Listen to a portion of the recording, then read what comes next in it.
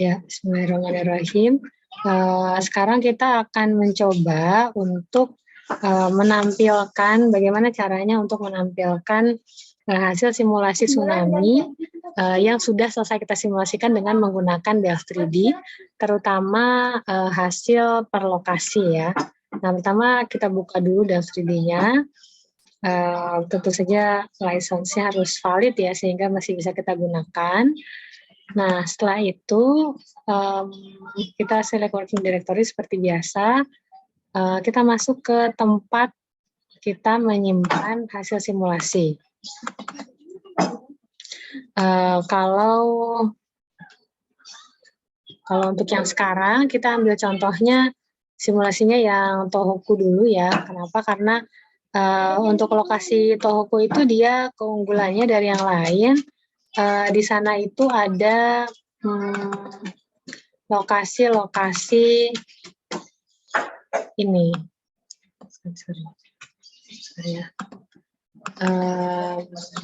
lokasi yang sudah ada stasiun pasang surut. Nah, jadi kalau tidak ada stasiun pasang surut, itu artinya kita tidak bisa membandingkan hasil simulasi kita dengan observasi yang ada di sana. Nah, tapi kalau misalnya ada, itu kita bisa membandingkannya. Nah, selain itu memang yang kita ambil sekarang, kita coba yang hasil itu dulu, nanti kita bisa coba yang lainnya. Nah,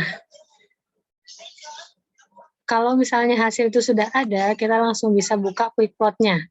Kalau misalnya kita mau ulang simulasi dari awal, ya berarti kita masuk ke flow input, ya kita betulkan inputnya, baru start simulasi. Nah, kalau sudah selesai, baru kita buka quick plot. Biasanya kita buka dulu quick plot-nya. Kita cek juga apakah memang hasil simulasinya itu ada di sana.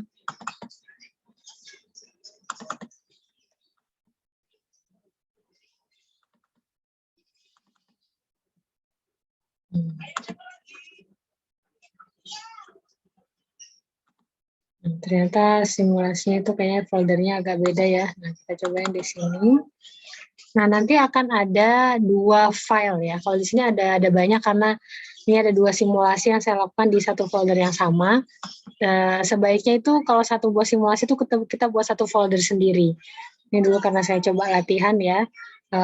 Jadi ini ada trim hasil, yang itu menunjukkan hasil, H itu history, kalau M itu map. Nah, jadi kalau kita pengen coba buka map itu yang kemarin itu ya, kita buka itu adalah trim. Jadi dia akan membentuk peta keseluruhan, lalu nanti hasilnya itu bisa kita animasikan. Nah, kalau kita mau lihat yang history, maka kita buka yang tree. Nah, di sini ada 157 stasiun ya, dan ada 361 time step. Nah, kita bisa tergantung kita ingin menampilkan apa. Misalnya kita ingin menampilkan water level, artinya muka air, ketinggian muka air itu seperti apa. Nah, di sini karena memang satu Jepang itu sudah didefinisikan dari dashboard ya, karena di sana sudah otomatis kalau kita ambil observation point yang ada di sana itu langsung masuk ke sini. Nah, ini kita bisa contohnya pilih satu Hakodate, kalau nggak salah nama lokasinya. Nah, ini langsung bisa kita tampilkan. Ini ada elevasinya berapa, gitu ya, naik turun. Ini terhadap waktu jadi history. Jadi ini adalah sub X-nya adalah waktunya, sedangkan sub Y-nya adalah elevasinya. Nah, jadi dari awal, terus setelah 1 jam dia agak naik, 2 jam. Nah, ternyata dia paling tingginya tuh berada pada jam keempat ya, sekitar 1,5 sampai 2 jam. Nah, di sini kita juga bisa lihat ya, di quickplot ini ada show height grid view. Nah, sehingga kita bisa cek gridnya itu seperti apa. Oh, sorry. Kalau yang bisa kita buka grid view-nya itu kalau filenya itu adalah trim. Nah, kalau tree ini enggak ya. Karena kalau tree ini adalah history untuk setiap observation point.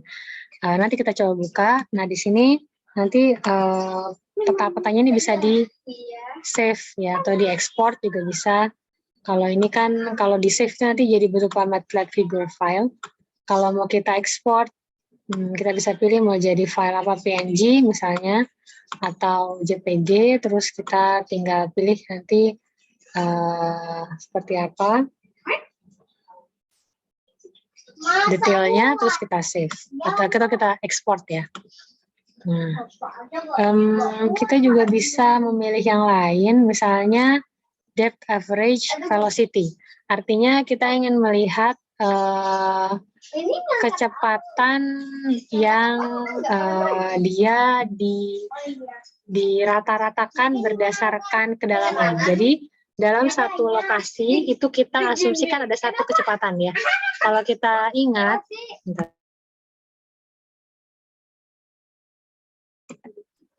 kalau kita ingat sebetulnya dalam satu lokasi tertentu itu kan ini ya,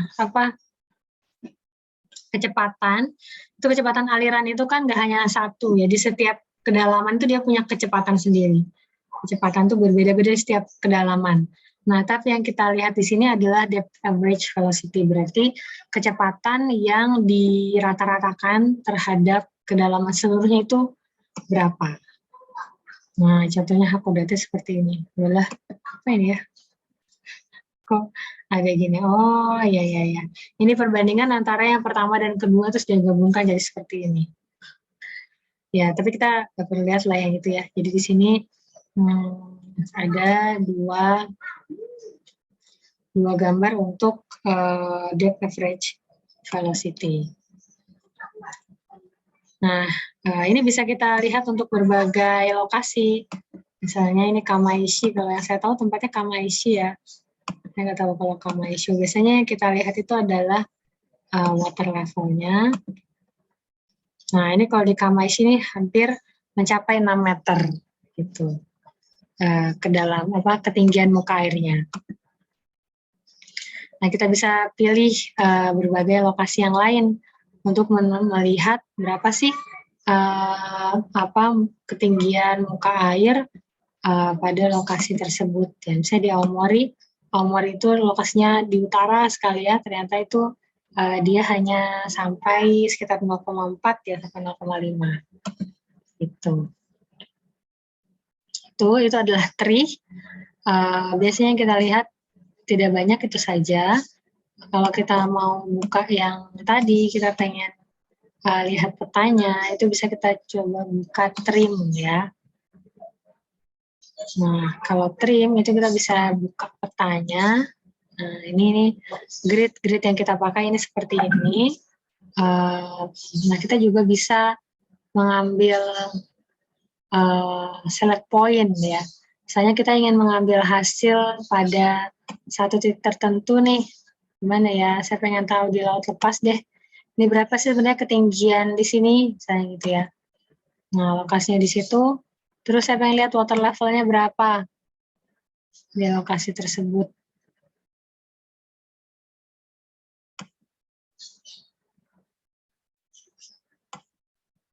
Nah, ini untuk seluruh waktu. Nah, ini ternyata dia 1,5 meter, terus dia naik turun gitu. Nah, tapi kalau misalnya enggak, berarti kita lihat water level untuk keseluruhan. Sorry.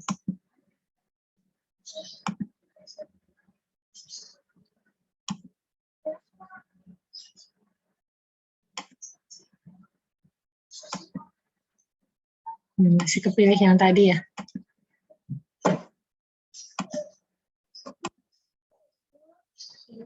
Whole grid. Kita ambil lagi whole grid. Close lagi, baru quick animate. Jadi kalau untuk keseluruhan itu emang quick animate ini ya. Nah, ini yang kemarin yang kita lihat ini adalah animasi secara keseluruhan untuk water levelnya. Ini terus-menerus sampai 6 jam ya, kita simulasikannya 6 jam. Nah, selain ini kita juga bisa melihat depth average velocity ya. Nah, kita bisa menunjukkan dalam bentuk vektor, lalu vektornya itu bisa kita warnai dengan warna yang ini ya, yang berbeda-beda ini ya.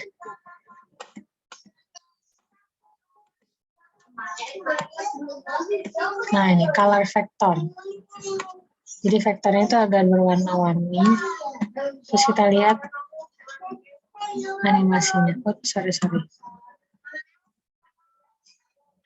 Grid untuk seluruh waktu.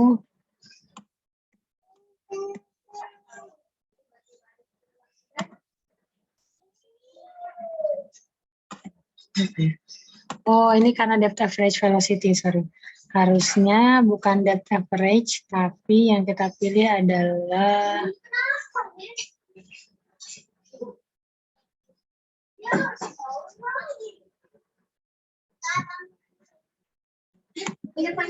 coba.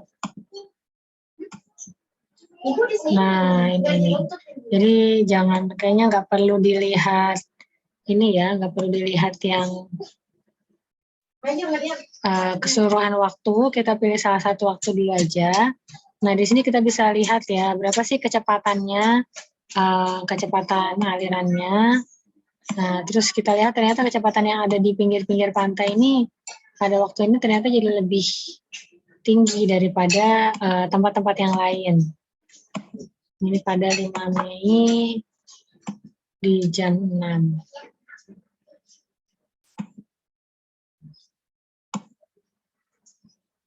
Nah, ini kalau kita zoom daerah ini, nah kita bisa lihat nih, ada vektor kecepatannya itu dia berubah-ubah ya. Ini wilayahnya ada di dekat daerah pantai. Itu. Yang seperti ini juga bisa kita save gambarnya. Tergantung kebutuhan ya. Nah, biasanya sebetulnya tidak terlalu banyak ya, kita bahas hanya itu saja, water level dan juga depth average velocity. Kalau kita ingin mengecek misalnya berapa sih kedalaman airnya. Nah, ini kita bisa lihat berapa kedalamannya 0 sampai 9.000. Yang asumsikan oleh Delfridi adalah ketika dia itu semakin dalam itu dia kedalamannya itu dihitung positif ya. Sedangkan kalau misalnya muka air itu naik, maka dia misalnya ada sebuah wilayah yang dia di atas laut ya, ada wilayah yang di atas laut, nah itu dikatakan dia itu kedalamannya negatif gitu.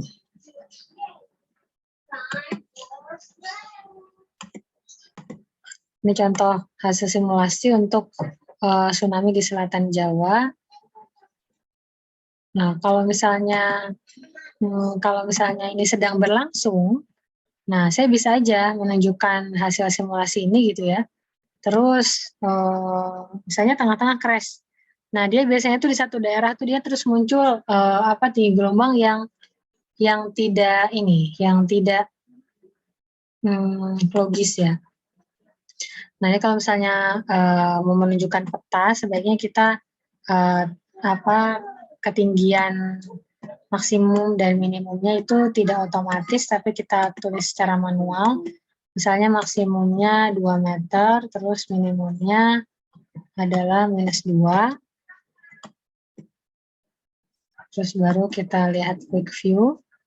Nah, baru setelah itu kita animate. Nah, sehingga ini maksimumnya tetap 2 ya. Nah, dia nanti akan menunjukkan sini tuh. Itu dia yang maksimumnya itu adalah di pinggir-pinggir pantai. Dia skalanya itu tetap ya, antara 2 sampai -2. Nah, kalau misalnya ini kejadiannya ini belum selesai itu sudah crash, maka biasanya di sini nanti dia ada gelombang yang misalnya sangat tinggi, terus membesar, terus akhirnya tiba-tiba berhenti simulasinya gitu. Nah, tapi kalau simulasinya berhasil, nanti sampai akhir simulasi dia bisa menunjukkan hasil yang diharapkan. Ini misalnya adalah tinggi muka air.